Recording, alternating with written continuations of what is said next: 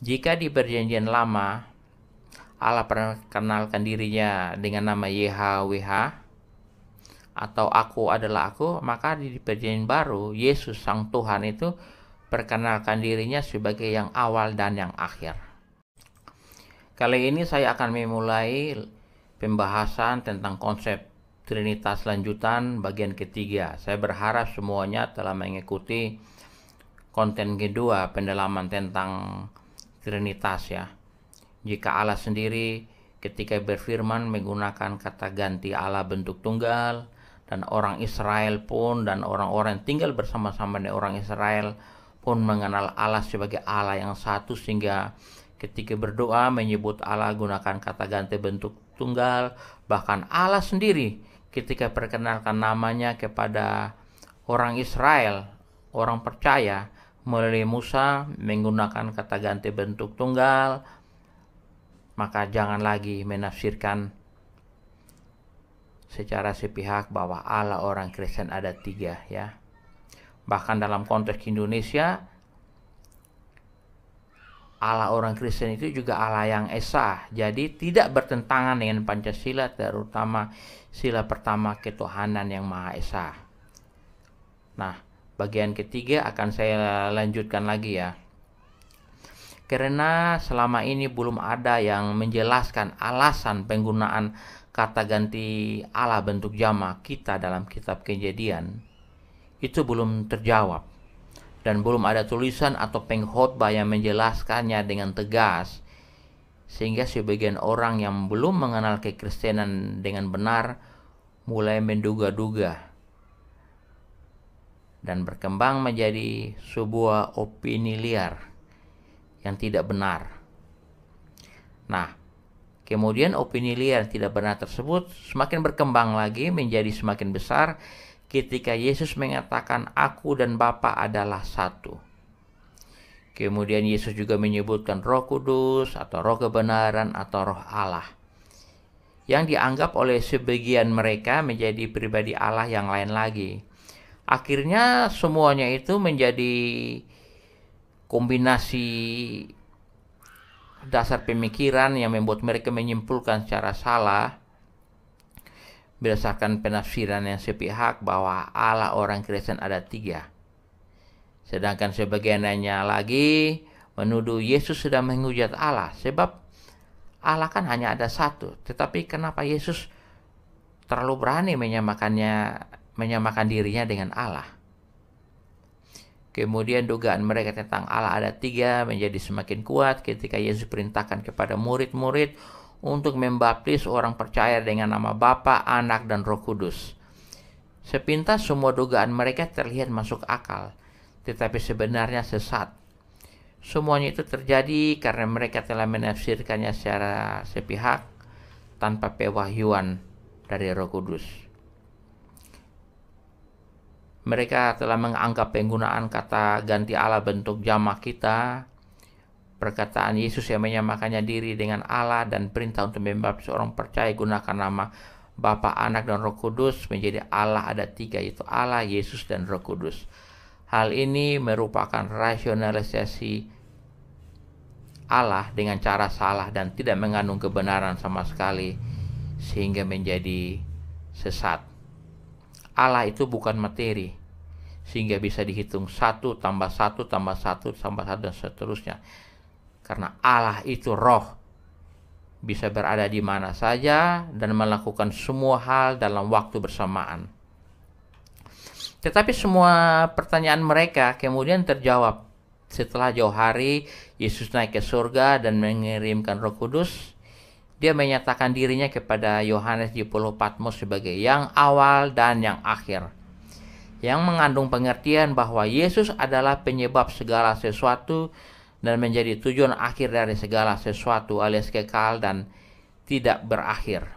Jika di perjanjian lama Allah perkenalkan dirinya dengan nama YHWH atau aku adalah aku, maka di perjanjian baru Yesus Sang Tuhan itu perkenalkan dirinya sebagai yang awal dan yang akhir.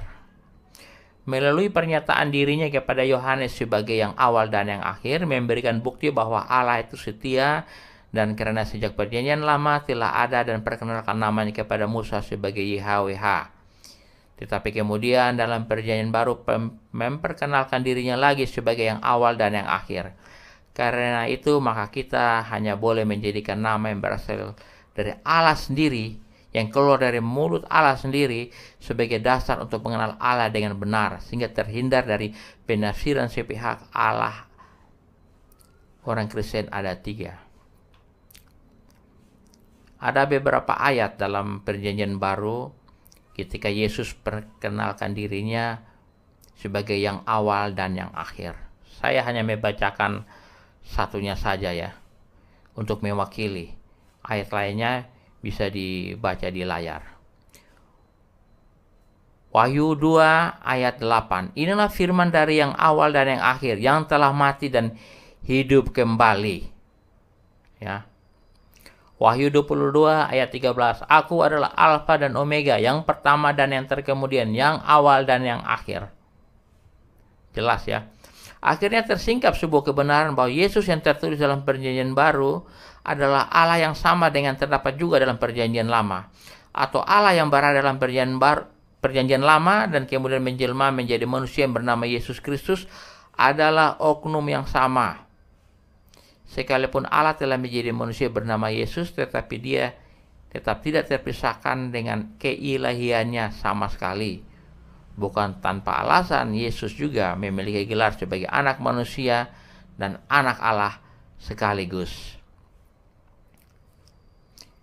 Jadi nama Yesus sebagai yang awal dan yang akhir, atau yang terdahulu dan yang terkemudian dalam perjanjian baru, itu juga sudah tertulis sebagai nama Tuhan di perjanjian lama. Ada beberapa ayat yang menuliskannya, bisa dibaca di layar, tetapi saya hanya akan membacakan satu saja untuk mewakili semuanya. Dalam perjanjian lama, dalam kitab Yesaya pasal 48 ayat 12. Akulah yang tetap sama, akulah yang terdahulu, akulah juga yang terkemudian. Jadi Yesus sebagai yang awal dan yang akhir telah menyingkapkan dengan jelas dan tegas bahwa Yesus dalam perjanjian baru dan Allah dalam perjanjian lama adalah satu. Atau Allah dalam perjanjian lama adalah sama dengan Yesus yang berada dalam perjanjian baru.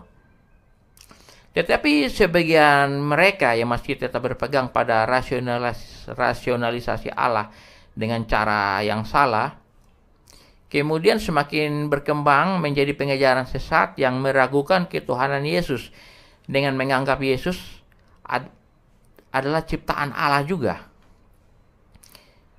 Nah, untuk membendung pengajaran sesat yang meragukan ketuhanan Yesus tersebut, akhirnya para pemimpin gereja pada tahun 325 Masehi melahirkan sebuah konsep tentang Tuhan yang disebut sebagai Trinitas, atau yang juga disebut dengan Tritunggal.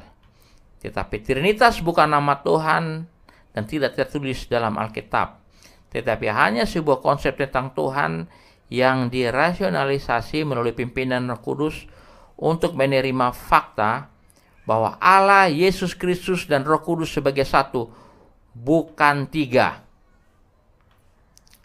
Nah, bagaimana dengan Roh Kudus? Siapa itu Roh Kudus? Roh Kudus ya Roh Allah sendiri, atau Roh Yesus Kristus sendiri. Jadi yang menganggap Roh Kudus adalah oknum pribadi yang ketiga dari Allah itu salah. Karena Roh Kudus atau Roh Allah adalah satu, dan itu adalah roh yang sama yang ada dalam Yesus dan di dalam Allah. Alkitab telah menuliskan secara bergantian antara Roh Allah dan Yesus.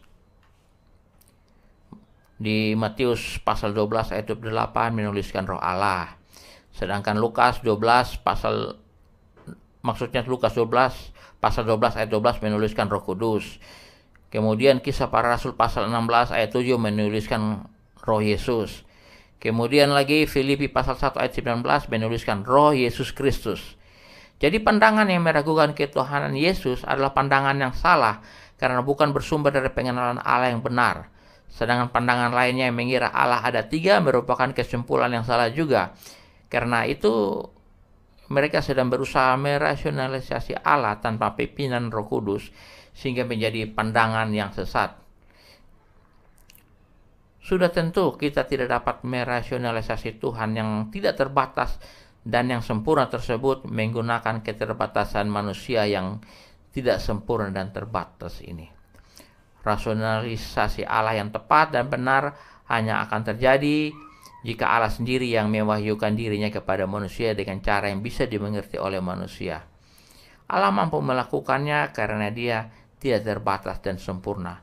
Yesus telah melakukannya dengan menyatakan dirinya sebagai yang awal dan yang akhir, supaya semua orang mengetahui kebenaran ilahi yang tidak terbantahkan dan percaya bahwa Allah, Yesus, dan Roh Kudus adalah satu, bukan tiga. Jadi tidak tepat untuk merasionalisasi Allah, Yesus, dan Roh Kudus sebagai Allah yang tiga atau tiga Allah. Hal itu berada di luar kemampuan manusia untuk menganalisa. Jadi untuk mengenal Allah dengan benar dan secara utuh hanya dibutuhkan penerimaan atau yang disebutkan iman, berdasarkan fakta bahwa Allah, Yesus, dan Roh Kudus sebagai satu Allah yang benar. Sederhananya, hanya dibutuhkan penerimaan melalui percaya saja. Pembahasan pendalaman Trinitas bagian ketiga sampai di sini dulu ya. Kita akan lanjutkan sampai selesai pada bagian keempat. Untuk memahami dengan jelas dan menyeluruh, ikuti sampai selesai.